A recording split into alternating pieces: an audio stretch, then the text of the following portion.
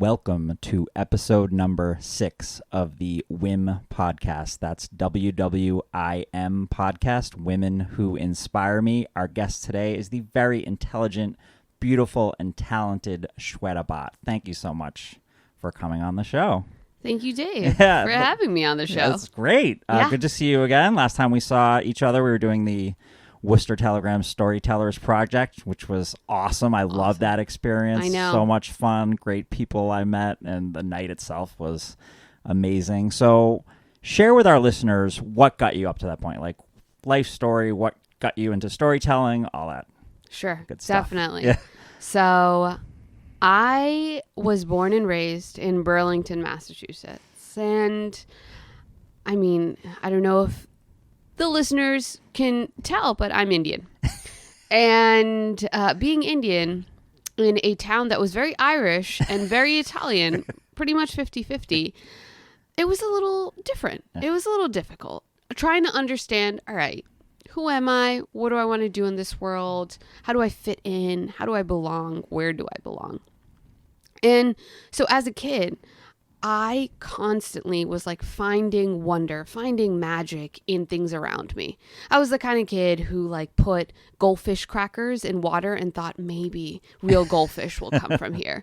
Or prepped by myself in my basement by like spinning in circles really, really fast to mimic centrifugal force so I could become an astronaut. Like magic was what I was looking into because I was like, there's something that connects us. I mean, we're all people. So, and as I kind of went around that way, I started to realize things that just came naturally to me, that came a little easy, and I was good at school.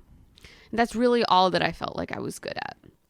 And so I went with it and excelled in all of those things. And you know, if you look at my 5th grade yearbook, you will see that next to my photo, my future looked like going to an Ivy League school or MIT and becoming a doctor or professor, which I have absolutely no clue as a 10-year-old how I knew what any of those I was just going to say, when I was in 5th grade, I did not know what an 100%. Ivy League school was. I asked my parents, I was like, Mom, Dad, did you feed this to me? Like, right. what? And they're like, no. And I'm like, well, that's interesting. I really don't know where I picked that up from. But no adults thought that was outlandish. You know, good. like had I told them I wanted to become an actor or a basketball player, they were like, absolutely not. Like, that's a little crazy. But like when I told them those things, they were like 100% Shweta, right on. Like, this is what you're going to do with your life. And I'm like, okay. And so I went with it. And I ended up going to Brown University out in Providence. And once I got there, it was the first time I wasn't all the things I had been before in my life. I was, one of the top of my class. I was a smart kid. Everybody knew me as the human calculator. This was like the life I lived. And yes, I was a performer. I was a dancer. I used to do a lot of public speaking. I did comedy in my free time, but I never really considered myself a performer. I was a mathematician. I was a scientist before any of those things. Those were just hobbies. I get to college. And you know what? I'm not top of my class anymore. Everybody here was top of their class. There's a 12-year-old in my chemistry class, like drinking hot chocolate while we are all downing Starbucks. Oh my God. And I'm just like, I don't, who am I? And I thought I could pass along the same way I did in high school, which was you're homies with the teacher. You study maybe the day of. You take the exam, you do well. That's not how you get through Brown University. I will tell you that does not make you a successful student. So I had a lot of lessons to learn, and it really shattered my confidence. It really shattered my understanding of who I was. Identity crisis number 1, which is, who am I now if I'm not the smart kid? Because this whole life, I've been really banking on being the smart kid because I don't look like anybody else. I don't really feel like I belong anywhere. And the classroom was where I felt like I belonged. And that really brought me on my own journey of understanding, all right, who am I? And there was a lot of discomfort. And there were a lot of choices that maybe me looking back now, I probably wouldn't have made. But I remember taking a year off from Brown and being like, all right, I don't want to be a doctor. I don't want to go into science. I don't know what I want to do. And I ended up meeting my professor at Brown, Professor Fruzetti, and she's the head of the anthropology department. and she became my mentor. And I realized how much I just loved people. That kid who enjoyed magic, she loved learning, talking, understanding people more than anything. And anthropology let me do that. That's what it is. Right? Like, that's exactly what it is. So I took on anthropology, but like, hey, I'm Indian, I'm South Asian. At the end of the day, I have to do something practical. So I took on econ as well because I was good at math.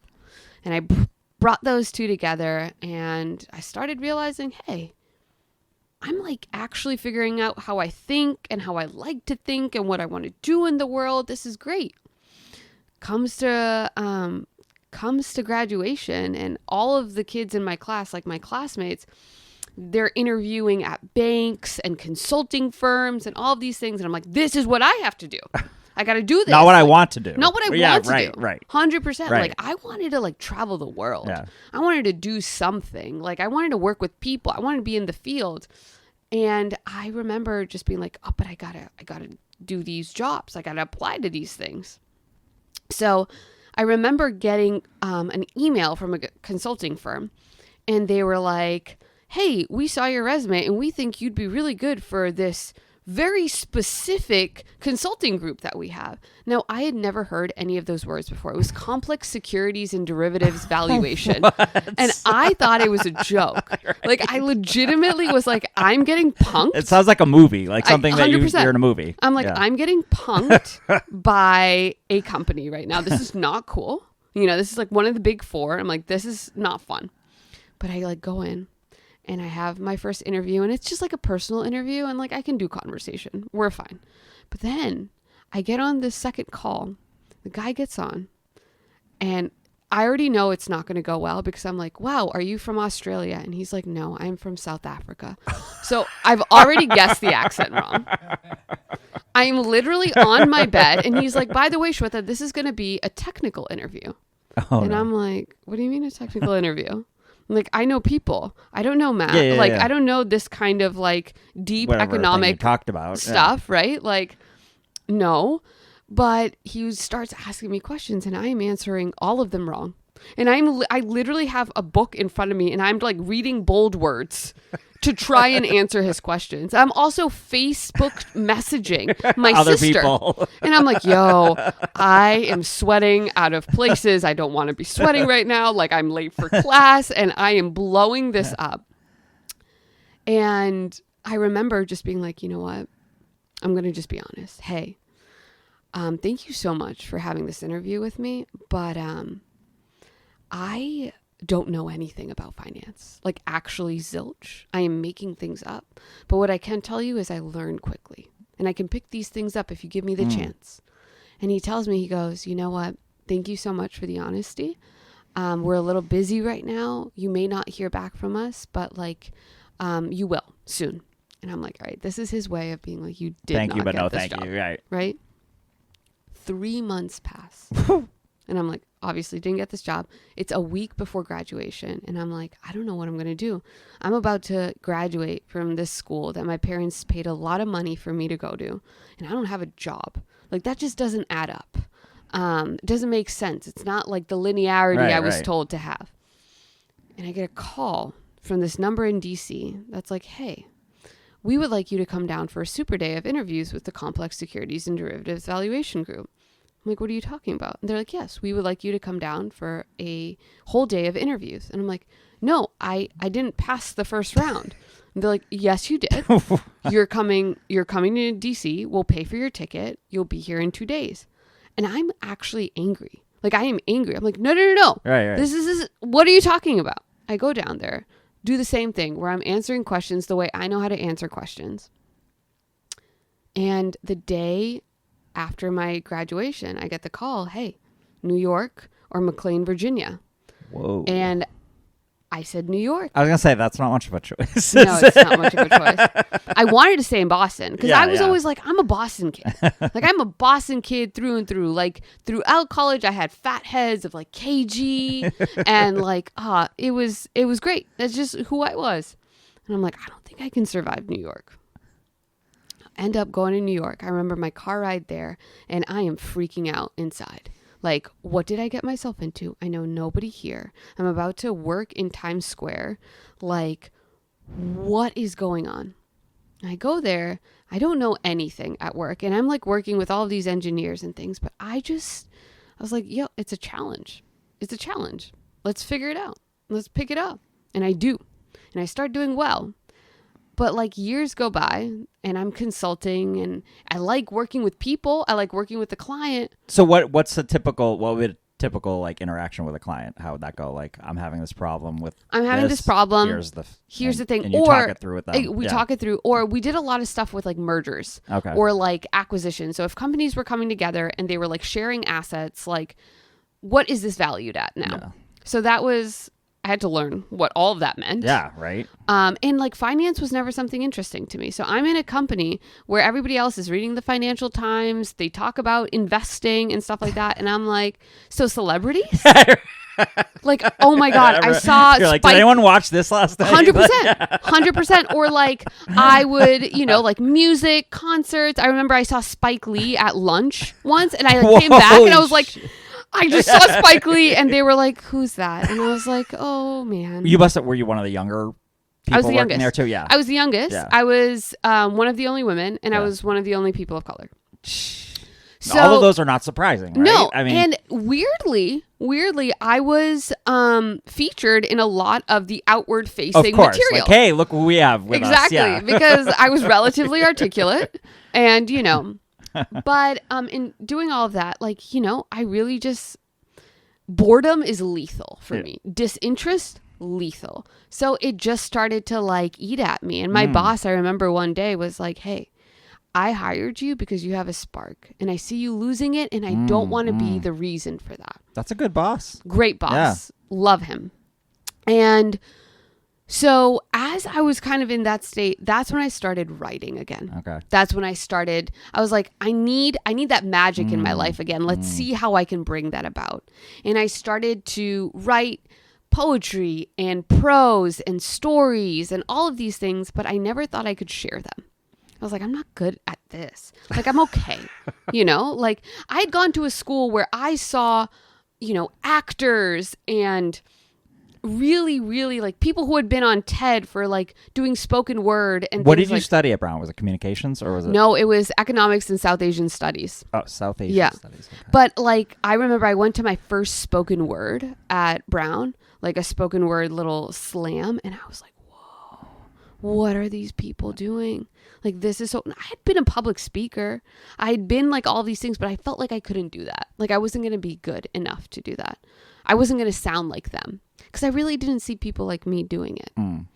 And so I kept all of this stuff aside and I was just like, this is just like my secret material, all these like notes on my phone.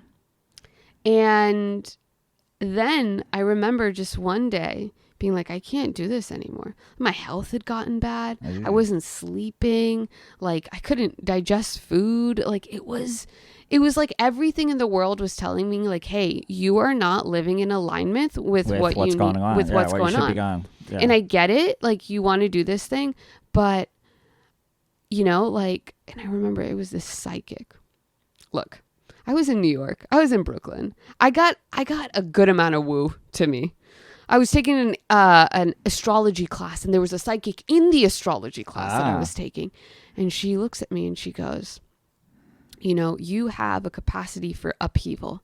If you want to upheave your life, know that it's going to be hard.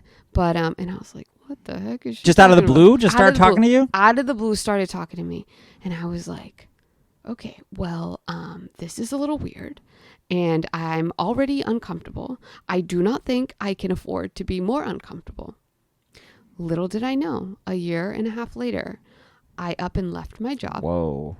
And it was November of 2019.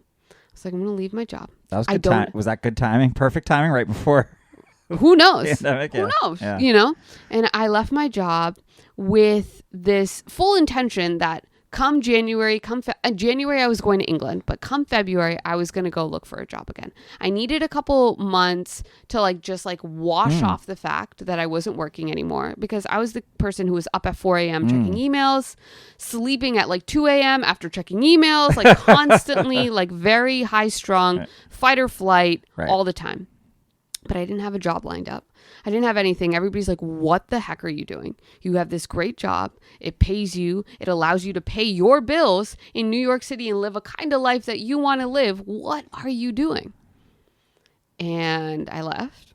I ended up going to England, come back, and it's a pandemic. And now...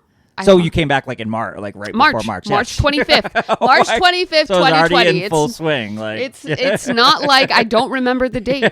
Because I remember I look at my sister who was living with me at the time and I go, yo, I don't want to go home.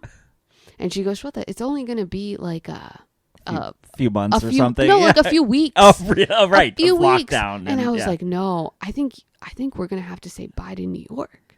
And she's like, no.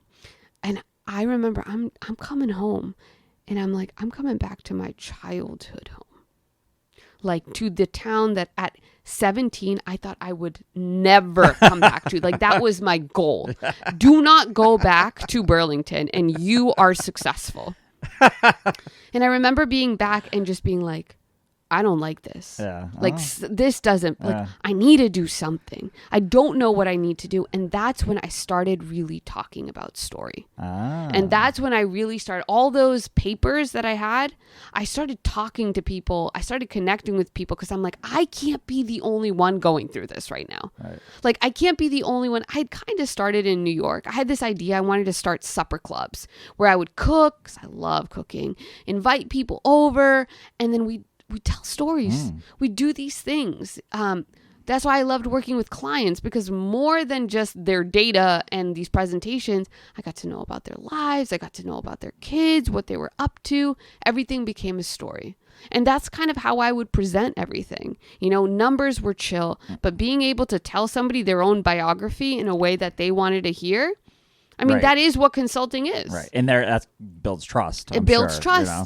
Exactly. And so I remember I had a friend that I had met and she goes, Shweta, here's an Eventbrite invitation to a story slam. And I was like, what is a story slam? And it was a 99-second story slam.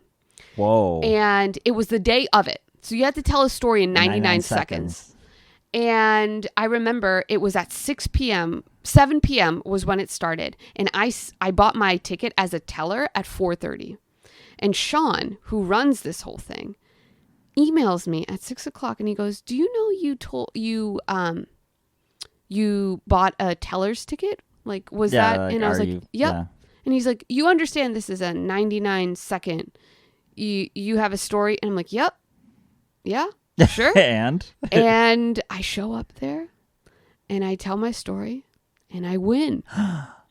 And I think something about that, like I just got more and more. And this was March 18th of 2021. Wow. So you haven't been doing this that long. I haven't been doing it. Freaking good. But I just, holy crap. Then I just started going more and like, and I'm sure there was like a momentum. There was right? a momentum. There's so much momentum within that. In life, I was like in 21 shows, like within several months. Whoa! And then once things started to open, I started going in front of people, and that like high, adrenaline. As that comics, we've a couple times felt maybe once or twice. It's next level. It is. Maybe.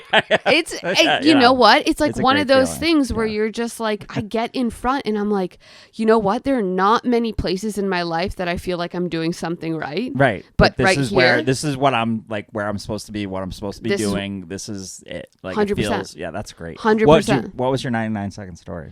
My 99-second story was about this time I was in first grade. And I'm in the line to go home. And this guy, he's behind me and he's whistling. It's the end of the day, all right? I'm tired. And I go, yo, can you stop whistling? And he doesn't stop. I ask him again. And he still doesn't stop.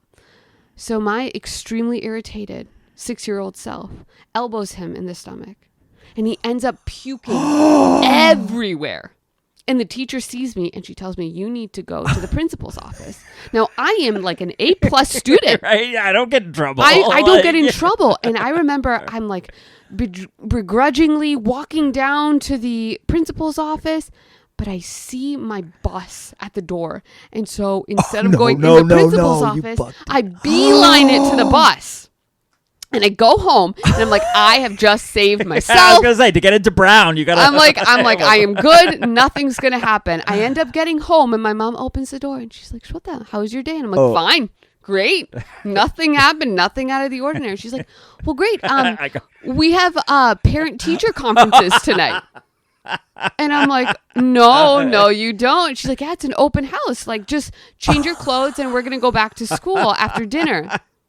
And I remember getting there and I'm like trying to get them to dodge my first grade teacher. I'm like, look at the chickens that we have as a school pet. And like, look at this finger painting I did. And look at the bathroom. Isn't it such a great bathroom? And I end up getting in front of the teacher and I'm like, I'm done. I have finished. My life is over. And the teacher looks at me and she looks at my parents and she goes, I love Shweta. She's such an angel. And I remember just like literally being like, oh boy. And that was it. It was like the first time I really saved myself. The universe was conspiring with me. That's amazing. But yeah. First grade, you know? And so I think story just started to come really naturally to me. It just felt like a good place. And it felt like something that, you know, like when people come up to me after shows and they just say, hey, that resonated. My intention with story is never to have people be like, wow, you're so amazing. It's to connect with people. Well, I think any communication, whether it's writing, comedy, like that's the whole point, right? Is to connect, whether you're giving a message or just like empathetic, like, oh, I did that.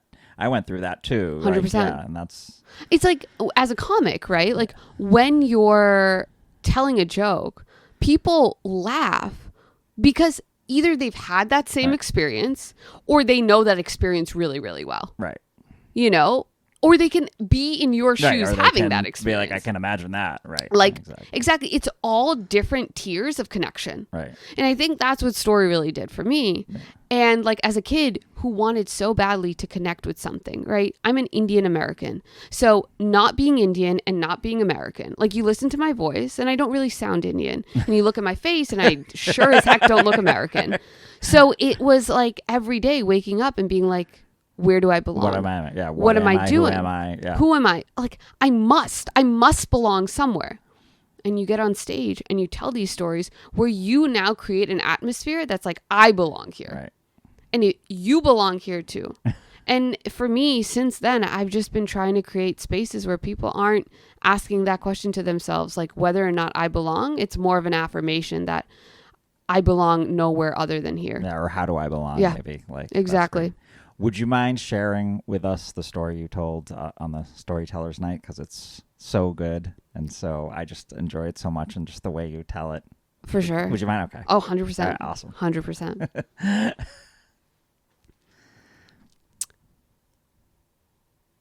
I am sitting inside, bleeding. I'm sitting across from the nurse and my friends, they're sitting next to me.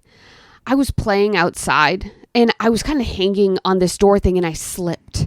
And my ring, it has impaled my finger and it's all just marled and I'm bleeding. And the nurse is telling me that she is going to have to cut it off because there's no way I can get it off. But she doesn't understand. You can't cut off this ring. I can't lose it. It was October of 2003. I am 12 years old and it is Diwali. It is the day before Diwali and my mom, she's cooking all of these things and people are coming over and Diwali is really nice. It's really nice because it makes being an Indian in Burlington, Massachusetts feel good because I finally get to celebrate something that feels like me. The colors and the lights and the people and just the celebration. It feels good to be an Indian, at least now. And my mom, she's talking to my grandfather on the phone. He's in India. He just retired and he's spending a couple months there. She hands me the phone and I pick it up and he laughs this smoker's laugh, asks me if I want anything. Now, usually, I don't want anything. I mean, what do I ask my grandfather, who moved here from India with $40 in his pocket and built a life for his kids and his grandkids for? I mean, he's done everything. He's the reason I'm here. But today I have something to ask for. See, there was this girl in my class, and she has this ring. I think it's a really nice ring. And I would love a gold ring. I mean, I love jewelry, but my mom's never let me have rings because she's afraid I'm going to lose them. But I'm 12 now. I'm going to ask him for it. I think I'm mature enough. So I ask him, hey, Grandpa, do you think you could make me a ring, gold, with a heart in the middle and the word Om on it? And he laughs again. Of course. Would you like any diamonds? No diamonds. It's almost like he's always asking me if I want more. No diamonds, Grandpa. All right, give it to your sister. And I do. I give it to my younger sister, who takes the phone into her room because she has a list of things she wants to ask for, because she has always known what she's wanted. The next day comes and it's Diwali. And I am just trying to get through school so I can come home and we can celebrate and all the things. And I get off the bus and I'm walking down the cul-de-sac and I see a car in my driveway. Now it's Diwali. It makes sense that there is a car in my driveway. My parents, they fully believe that garages are where you keep cars and not storage. So our cars are always in there, but there's another car. But my heart drops into my stomach and I start running home. I open the door and there's this elderly couple that always used to babysit us standing right there. And they're usually really happy to see me, but they're crying. I run upstairs and I run to my mom's bedroom and I call her name and I don't hear anything, but I see her walk out of her bathroom and she's crying. And I ask her, what's wrong? She's still crying. I ask her again, what's wrong, Mom? She says, it's your grandfather. He's had a heart attack and he's unconscious and it doesn't look good. I'm going to have to go to India. And I don't know what to do. I really don't know. So I give her a hug and I tell her, I hope everything's going to be okay. And yeah, you go. And she says, all right, you take care of your dad and your younger sister. They leave that night. And I research everything I can on cardiac arrest. At this point, I know the anatomy of a heart. I know all about the aorta and the different valves and the different veins, but I don't know how to make my grandfather live. And as they're on their way, I'm wishing that they reach on time. We get a call that my grandfather has passed. And so my dad and I, we start to make all these arrangements for the memorial.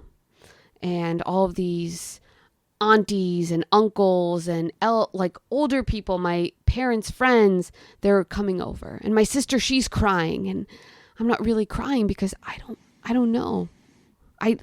All my family friends, they're all telling me how much they love my grandfather. I loved my grandfather too. But, he lived in Pennsylvania and I lived here. I didn't really see him that often and I don't really know. I don't really know how to celebrate a life that's no longer here. And they're telling me, you'll really have to carry on his name. And I'm like, well, I don't know how to carry on his name. I don't know any of these things. And I'm just wondering, I'm going to miss this man, but I don't know what this means yet. I don't know how this is going to mean anything for me. My mom, she comes home 2 weeks later from India.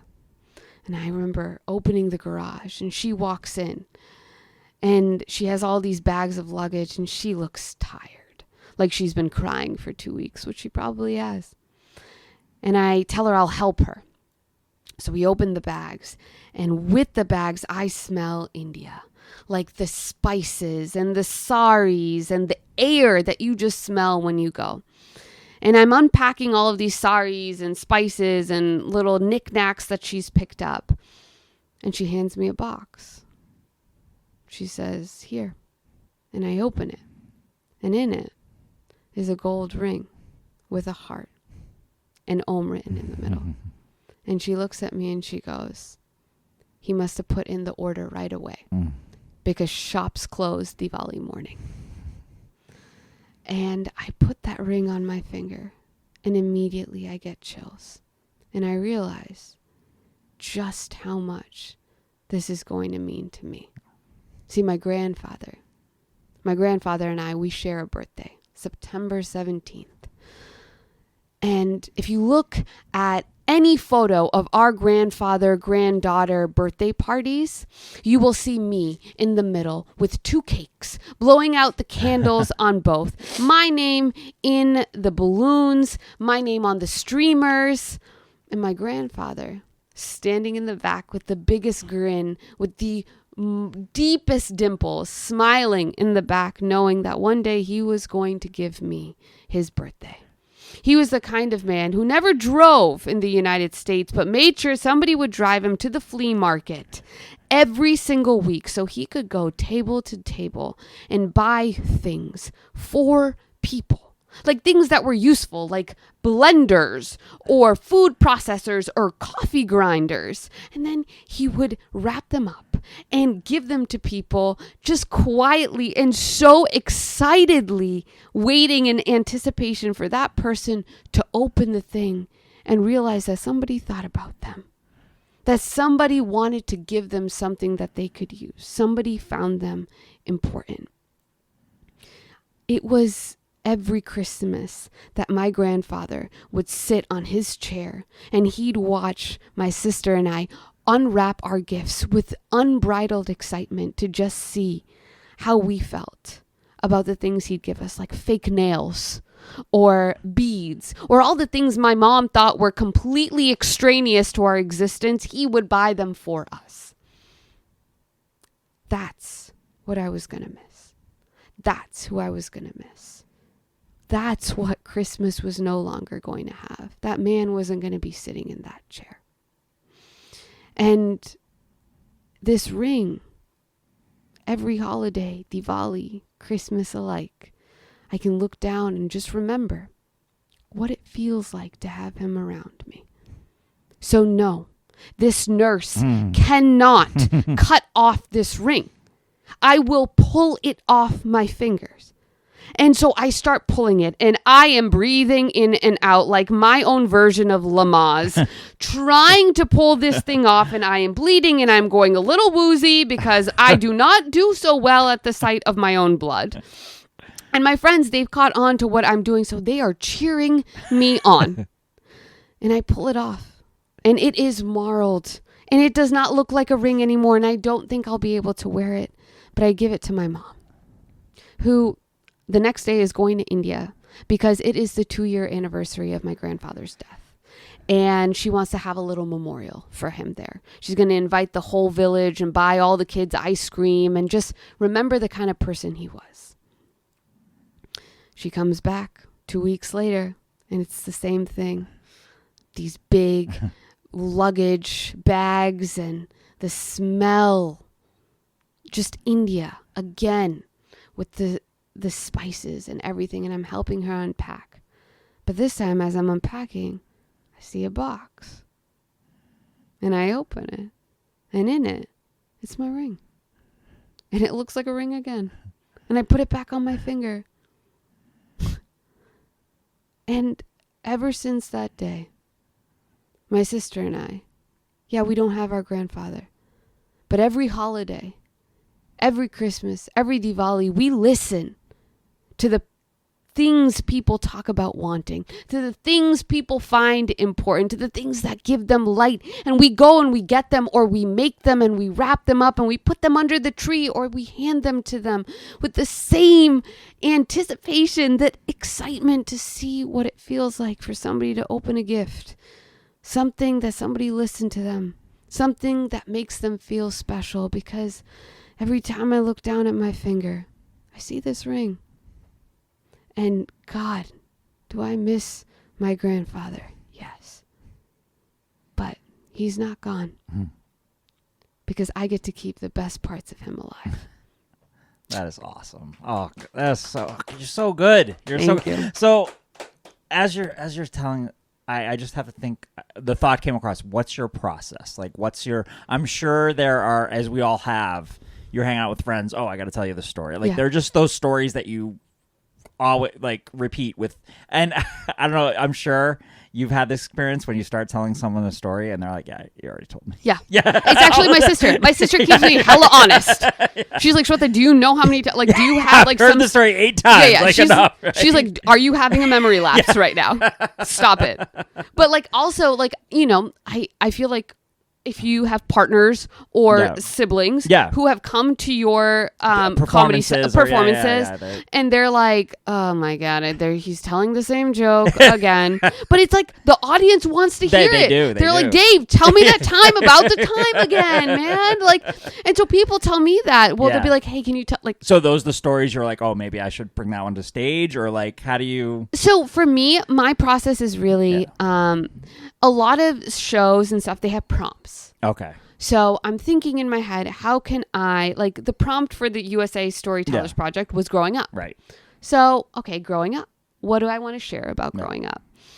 And I start like kind of like going through different stories in my mind. And I'm lucky to have a good anthology of all of these memories in my mind and just going through them. And then I just play around with them. Yeah. I'm not somebody who writes them down. Oh, really? I don't. That's amazing to me. I don't ever write them down because, and you'll hear this, and you've probably realized the way I told the story today was different than the way I told. A little more in depth, a little more, detailed. A different, because I really want to be authentic to how I'm feeling in the moment. Okay. Yeah. You know, and to the crowd I'm feeling like Dave versus a whole bunch of other people, or like if I'm in a crowd of South Asian people, or if I'm in a crowd of like read the audience. Read the audience, exactly. And just like feel honest. Also, like, how do I want to tell this story today? Right. You know, like how do I want it to land for me first and foremost? Right. So I keep like a little kind of running script in my mind. Yeah. And then I'm like, when I get on stage,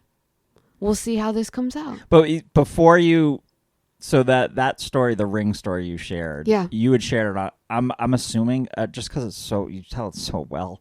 Did you perform that on stage before the story? Never. That was the first time. You picked that for the storyteller. Yes, right, I had never told that story. That's amazing. It was actually the first time I ever heard it come out of my mouth was the rehearsal. That's amazing. I told Mark, I was like, so storytellers night, we did a rehearsal, and there was I was like, Shweta was the storyteller, and then there was 4 of us. Like, you could just there was a difference between us, and that I don't know. I think that's you're a storyteller. I think that's that's part of it. I think I think, and it's really funny because I feel like nowadays being a storyteller is like a LinkedIn bio. It is a marketing tactic. Is it? I gotta put that. It is all of these things where people are like, I'm a storyteller. I'm a storyteller. But for me, it's really the craft. Yeah. There's something about getting to work with how am I telling this story? Right. And how can I make it land and resonate and feel good? Because for me, storytelling is an art. It is something that like we were doing well before media came. Well, that's how it was done. That's how everyone learned anything, right? Exactly. Exactly. So it's one of those things where I'm just like, for me, it excites me to get to just think through. And I go on walks. Okay. I had a performance yesterday. I had to come up with a story for this performance yesterday. So yesterday morning at 10:30, after eating my breakfast, I go on a walk because I had nothing. I had ideas in my head, but I didn't know how I wanted. And I'm on this walk. I don't bring my phone or anything with me, and I am talking out loud. And you may hear me say this, but I am somebody who likes to taste words. I want to taste them in my mouth and be like, does this taste good? Do I like how this tastes? Everything about it, like how your mouth feels, how you're right. So I will just talk out loud. Now, the streets of Burlington, Massachusetts know me well. I've been there. So they're like, this is the crazy Indian chick who just talks out loud and walks around the neighborhood. Like, that's who she is. But Wait, that's you from Burlington? Yes, That's who they're talking that's about? it. Okay. That's it. I'm it. I'm her. And so I do that, and I start talking out like, okay, do I want this? Is this how I like how this, and you will hear me, like, you will see me like pump my fist in the air and be like, I like how that sounds. And like, just keep going, and I think for the longest time, I kind of made myself feel a certain way about not having like a very distinct or like very structured and mature process where like you write and then you edit and then you memorize and whatever, and I was like, I don't do that. But you must have like, okay, I know the story starts here, this is the middle part, and that's exactly. Like there's got to be some structure, right? No, there is an algorithm that I create. It's like, these are all the things I want to include in the story. Now let's see how I can arrange them, and now let's fill in the blanks. Fill in the blanks. Yeah. That's cool. Yeah. And so like with these kind of stories, right? I'm like, all right, I remember what the structure is. So now whatever I can fill into the structure, I fill into the structure. So you don't have a list of your stories. No. You don't. They're just all up. And I know. You're that smart. That's how smart you are. I just, maybe I'm lazy. That could be. But like, I'm really lucky that people have taken videos and I've been on podcasts, so I have these things.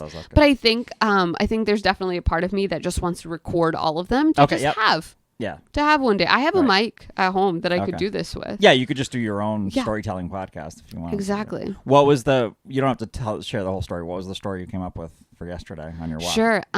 So this was a story. I actually mixed spoken word and story together. Okay. And it was about an interview I had a couple days ago, a job interview. Oh. Now I've not had a job interview in over 3 years, and I haven't had a job in over 2. So I was nervous. I was sweating. And luckily he couldn't see that I was sweating because I was wearing an oversized shirt. But, he's asking me all these questions. It feels pretty good. I'm like, all right, I think I'm in my groove. And he asks me, what is your greatest career success?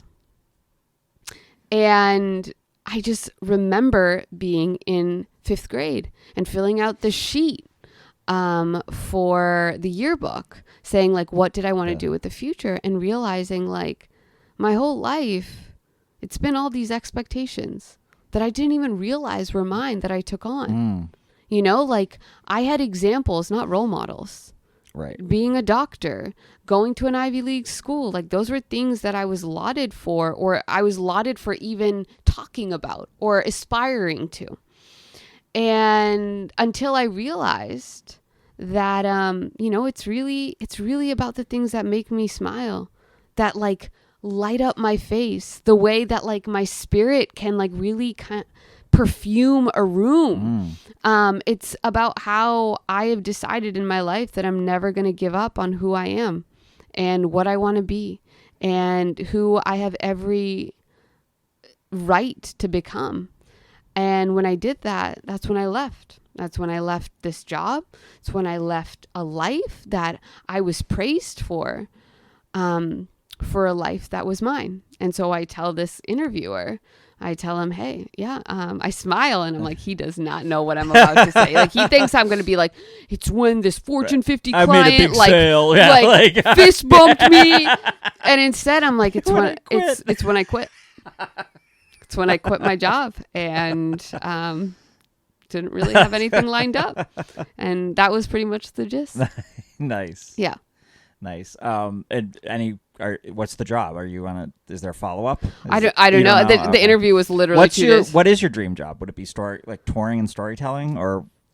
You know what? I always say, like, I never knew what I wanted to do until I started to see Glennon Doyle. And Glennon Doyle she is a speaker. She is an author. She is an artist. But she's just a human who shares about being a human. Okay. And creates platforms for other people who also want to just understand their humanity, because we're not perfect. I don't want to put on like some sort of, show for people in the sense that like I am this way and look at how amazing. It's more just like, yo, I'm human. These are my human experiences and I want you to feel good about being a human. So I think that's really what I would love to tour. I would love to meet people. I'd love to connect with people. I actually just started something called Shoes at the Door, which is a supper club. And I cook for 12 to 15 people. And we find a place and it's all about reflection. And we tell stories. There's usually a prompt for the night. Okay. Or just a subject. Yep. I mean, that and like a question like, if you were a fruit, what would you be? And it's really beautiful. Nice. It's like, how many have you done? I've done 2 at this point. I just started. But it's great. And it feels good. And like I've had like 2 very different experiences. Yeah.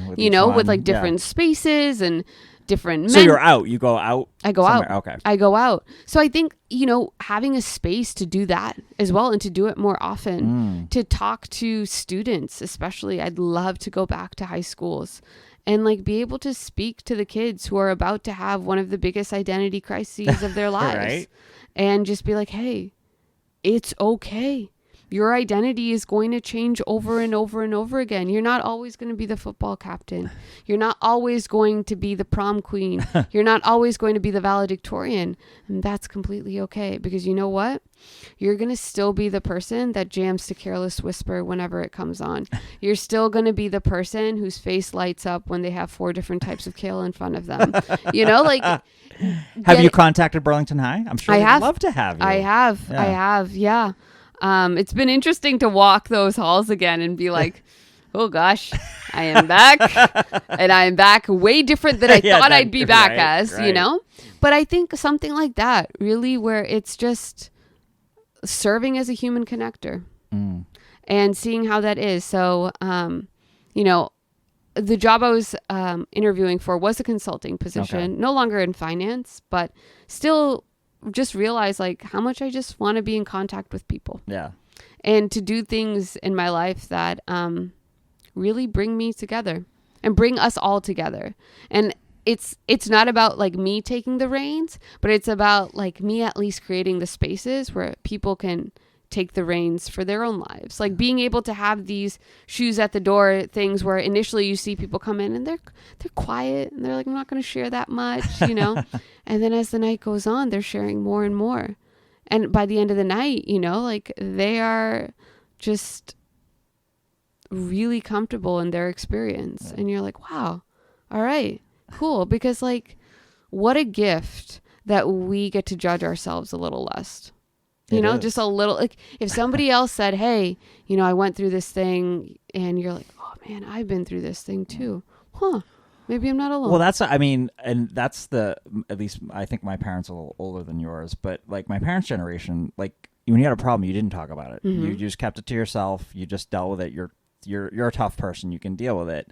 But that's the whole thing, whatever you're talking about, and they wouldn't even say cancer. They would say like the C word, or they'd never even mention it, like Voldemort and Harry Potter, and like the less you mention something, the more power you're giving 100%. It. And when you talk about your stuff and someone's like, oh, I've done, I mean, that's what support groups are for, right? You're with people that are going through a similar thing. That's so important. It's so important. And I think, I've realized that a lot with my parents, and to this day they're like, do you think you should share those things? Like, do you think, there's like a level of censorship that they want me to do on my stories. My parents have not seen me perform stand-up because I think they don't want to hear what it's hard, and I talk about things that were hard for me. Yeah.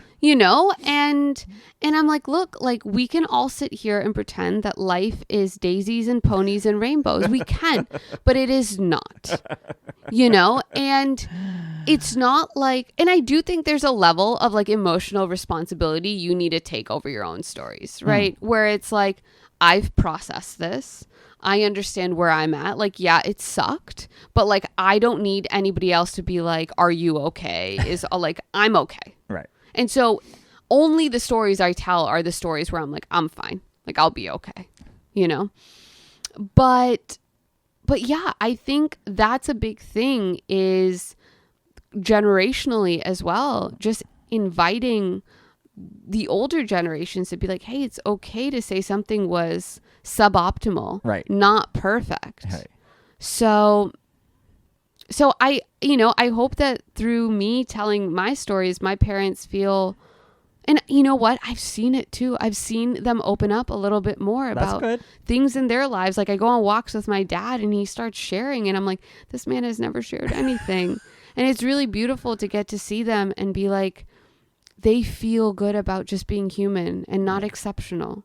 You know, it's not about being the most successful or coming off the most grounded or the most well off. Well, that's the thing is like, and I often say this, like, there's really no better, like that person's, they may be better at something. They may be better at hockey than me, but there's no such thing as a better person. No. We're all just people on different like levels of everything, no matter what you're talking about. 100%. And like, you know what? There's going to be nobody who does Dave McGrath better than Dave McGrath. God, I hope you know?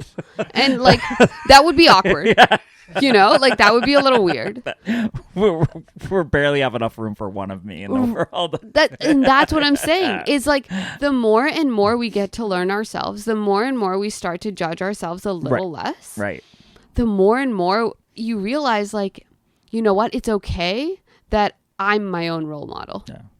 You know, that I get to be the one who decides what step I'm going to take. And then sometimes it feels better because now it's not like you filling out big footsteps. Yeah. It's you creating. Well, it's funny you say that because I think about, we talk about this comedian, Mike Birbiglia, who I love, who's from Shrewsbury, Mass. And he's a storyteller type of comic. And I catch myself, I got to catch myself saying, I want to be Mike Birbiglia. No, I don't. I'm Dave McGrath, and maybe I can use what he does as an inspiration, but I'm not not him. Yeah. I'm not going to be him. I'm Dave McGrath. Like 100%. And I think that reframe was how I actually started telling stories, right? Like, because I would see these poets and these storytellers and be like, wow, they're so amazing. They're so good. I could never do that. Like, I don't know if I could be like them. Well, it's like, you're never going to be like them. Just right? realize that. Yeah, you're not. It's actually like impossible to be them. Right. So why don't you be you? Yeah. And just try to like hone that. But that's a lot of people suffer from, I don't like me. I don't like to be me. I don't like me. And, I don't know if you've heard of George Plimpton. No. So he was a writer. He did some acting. He was in Good Will Hunting. He had a small role. Cool.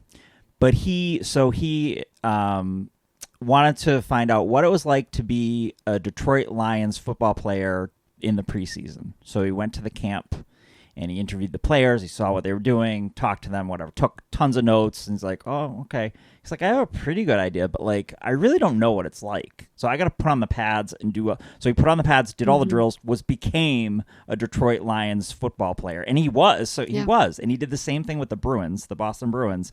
And he played goalie in a preseason game and saved a penalty shot. There was a penalty. And so his big life lesson, as far as what, I read his stuff and seen his thing, is you're whatever you say you are. Like whatever you say you are, that's what you are. So he was a Boston Bruins player because he was, but like point being, like, I struggle with drinking. Well, I was just Dave the angry problem drinker, and that's who I was. Well, I'm not like, but I kept saying like that's who I am. That's just what it is. But then I stopped, and I'm not that person anymore. So basically, you're whatever you say you are. Yeah. Exactly. I think it really is. And you can get in a room. Nobody's going to question you. You get in a room, you're like, I'm a writer. Yeah. I'm an artist. Right. I'm a creative. Right. Sure. Who has the magic gauge that is going to tell them that measures who's what. Who's what. If you write, you are a writer. Right. If you create, if you do anything artistic, you are an artist. And there's I don't know if you've heard this. People always say, "Well, I could never do stand up comedy. I could never." Well, if you say that, then you're right. Yeah, exactly. Then you won't. Right. If you continue to say that, you will never do it. Good for you. You are manifesting that for exactly. yourself. That's what it is. When you say that, then you are, and then you do it, and you start doing the things. Like you were saying about the storytelling, momentum is a huge thing. So like you were doing, how many did you do? I did 20 something shows. And you know what? The big thing too is realizing that as any sort of creative, you're going to go through ebbs and flows. Oh yeah. Right? And the ebb is just as important as the flow. Right. You know, where you're like, I have nothing. Not I am in dry. life too. Right. You need those. You need I those quit moments. Job and 100%. Like, to get I am back to right where you're like, I am living in my childhood bedroom, and this is what I'm doing now. You know, comment. but it's like one of those things where you're just like, oh, and once again, the less and less you judge yourself for those dips in your life, you're like, yeah, because this thing is sinusoidal. Just acknowledging them. It's just like, acknowledge them. Like, I'm here right now. It's not fun, but I know it's where it's going. Exactly. And like after like a certain amount of momentum where I'm like story after story, I had like a good month where I was like, I don't want to do anything. I want to break. Yeah. I don't want to do this right now. And it's not that I don't want to do this ever. It's like, just right now, I need a break. Yeah. And this doesn't make me any less of a storyteller. It just says... a storyteller on break. It's a storyteller on break. Well, speaking of Shweta, our hour is just about up. Love it. Thank you so much. It flew by. Well, I'm not surprised. Truly did. You're a great guest. Thank you so much. I hope you come back on again sometime. I would love to awesome. if you'd have me. All right. Thanks for listening, everyone.